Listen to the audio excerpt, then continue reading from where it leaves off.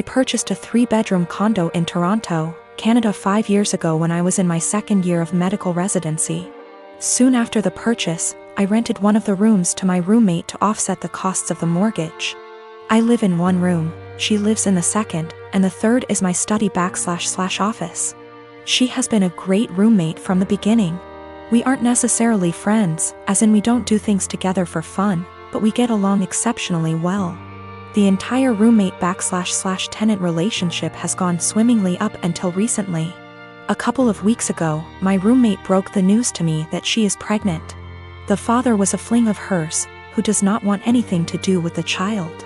My roommate has decided she wants to keep the child anyways, and raise it on her own. To me that seems like a huge challenge, and I admire her for it. The issue is, while I don't necessarily dislike children, I have no desire to live with a baby. While the condo is a fair size, I will most definitely be woken up by the babies crying at night. My condo is also where I like to come home to and relax, like a haven after a long workday.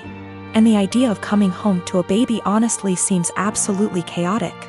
Especially since this isn't my own child, i.e. one that my girlfriend and I decided to have / was mentally prepared for.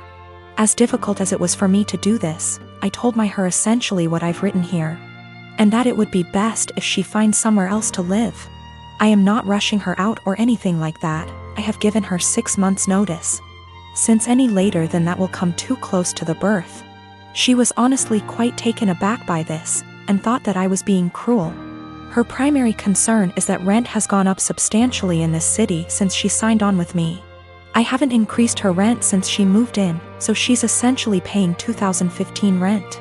She works as a waitress, and will likely need to find a lesser apartment to keep within the same budget. A couple of other considerations are that she was out of work while restaurants were closed. But I did waive her rent for that period. All of the furniture is also mine, aside from her bedroom, so she would need to figure something out on that front as well. Aside from all of the child expenses. I understand her position, and I feel horrible about the situation, but I honestly can't do it. I haven't been able to give life much thought lately, as work has been quite busy. Firstly, I have a friend in real estate, and I'm going to see if they can help her try to find some affordable listings. Secondly, as I don't plan to take on another tenant after her, and can afford to do this anyway, I have decided I'm going to waive her rent for the remainder of the tenancy. This will hopefully give her a bit of a boost to get on her feet. I consulted an attorney to be 1000% sure, and this is perfectly legal. Since I live in the unit, the eviction laws are much more lenient. Her baby will become a toddler, and a toddler eventually becomes a school-age child. Will it really be any better to do this later on? When I came home from work today, I told her that I wanted to discuss the overall situation. Before I even began, she actually apologized to me for how she spoke to me, and for expecting that I would be okay for her to raise her child here. I told her that her apology is totally unnecessary, as her reaction was completely understandable considering the uncertainty of her future. I then told her that I would waive her rent for the REMA. Now both of my kids, 16-year-old son and 9-year-old daughter, and my ex are extremely mad at me because I won't give up my appointed time with them. My son won't even talk to me and my daughter is crying all the time. Me and my ex divorced shortly after my daughter was born. I blame him for it and he blames me. I won't go into detail here.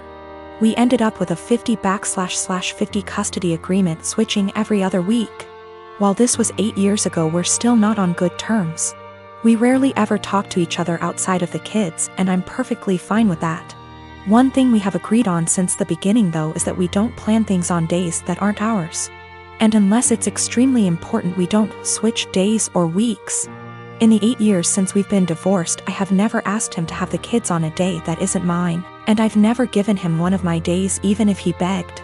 Well, last week my ex contacted me and told me the good news. His parents are hosting a week-long family reunion in the summer at Disneyland and he wants to take the kids.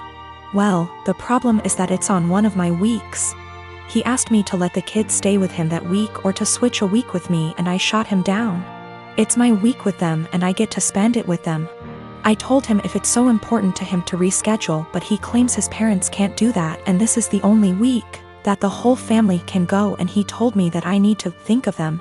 I told him, tough luck, and hung up on him. Well, this last Sunday when my ex dropped the kids off with me, my son refused to talk to me at all, and my daughter wouldn't even look at me. When I asked my ex what was wrong, he refused to talk to me, only saying ask them in a snarky tone before leaving. When I asked my daughter what was wrong, she burst into tears and said that I was not letting daddy take them to Disneyland. Asking my son, who still refuses to talk to me. It turns out that my ex told them I was not letting them go to Disneyland with him. He's trying to paint me as the bad guy. I sat both of them down last night to talk to them and explain it's my week with them, but they refuse to listen to me. My daughter just cried, and my son told me I'm only doing this to get back at my ex. I think it's unfair for him to do this when his parents scheduled it during my time with them.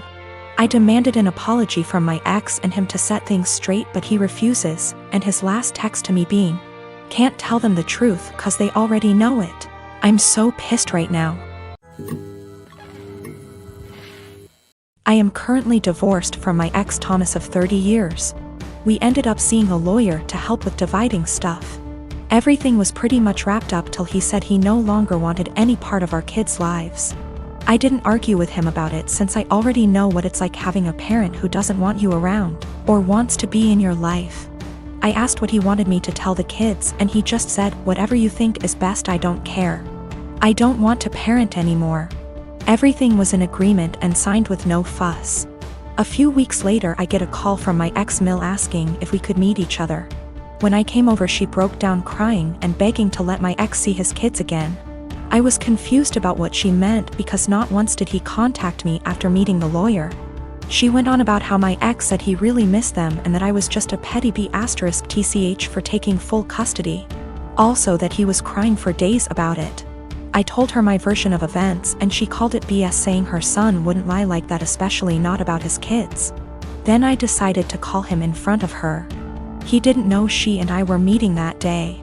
I said, "Hey, has a soccer game in a few days," which he did, and I was wondering if you wanted to go?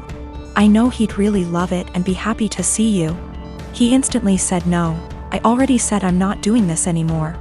I asked, well, how do you think this is going to affect Denise, his mom? She is over the moon about them. He just said she loves me more than the kids, so I doubt this will be an issue for her. After a bit more talking, we finally hung up. Ex-Mill was straight-faced and nodded at everything that just happened. She asked me to leave and said we would be in touch. Later that day, I got a call from my ex saying how it's my fault he was kicked out of his mom's house, and possibly will be taken off her will. Also that none of his family members will talk to him because of what ex-Mill heard. He threw a lot of insults at me before I hung up, and now him and his mates keep calling and texting me. My friend is saying I shouldn't have said anything in the first place and I ruined his life. Yes, I plan to let Denise see the kids because I know she just wants to give them the world along with the rest of his family. University is starting back soon, so many of my friends started moving back to town. I am 17, female, live in a house with 5 friends. I wasn't born in the UK but moved here with my parents when I was 17. We come from another European country, so I speak my native language, English, which is far from perfect. I've been learning Spanish and English since I was little, and my Spanish is better than my English. I don't have an obvious accent in English, people just assume that I am Canadian. We had a small party on Saturday and one friend brought his new girlfriend, Jess. Jess 20, and she's the reason why I am posting here. Jess made sure to let everyone know that she's a polyglot and speaks multiple languages. I was obviously impressed. I study modern languages, meaning that I'm learning Italian and German on top of Spanish. And obviously I asked what languages she speaks: Spanish, Japanese, Arabic, my native language, German, Korean, and French. I told her how impressed I was and carried on with my evening. I had a short phone call with my mom, whom I obviously speak to in my native tongue, and I went out of the house to talk to her. Jess was out in the garden and heard my conversation, and she corrected me on my pronunciation. I told her that she was in the wrong, and she insisted that she knows better. I didn't fancy getting into any arguments, so I ignored her and went back inside saying, whatever. Later, I bumped my head and swore loudly in Spanish. I tend to code switch a lot when drunk, and she corrected my pronunciation. Which was funny because it was her who was incorrect. I ignored her again. A while later I wanted my friend, who is from Spain, to hand me something, but I forgot how it's called in English. So I said, "Hand me Spanish word, please," knowing my friend would understand. Jess decided to correct me again, using completely incorrect word. My friend and I looked at each other, and me being drunk, I lost any self-control I had. I spoke to Jess in Spanish asking her what the hell she thinks she's doing. And she looked at me telling me that my Spanish was so wrong that she didn't understand a word. It wasn't but okay. So I told her the same thing in my native tongue. To which she replied with the same thing. I laughed at her and told her it's my native language and she really shouldn't lie about being a polyglot and correcting people when she doesn't actually speak those languages. She was fuming. She tried to grab her boyfriend's hand and leave with him, but he was too drunk to care and just said, "Told you to stop lying." I don't know how she got my number, but she called me this morning screaming what an asshole I am to humiliate her like that, and if she knew I spoke the language, she wouldn't have corrected me. I do feel bad now. I realize how humiliating this must have been for her, but on the other hand, she shouldn't have been lying.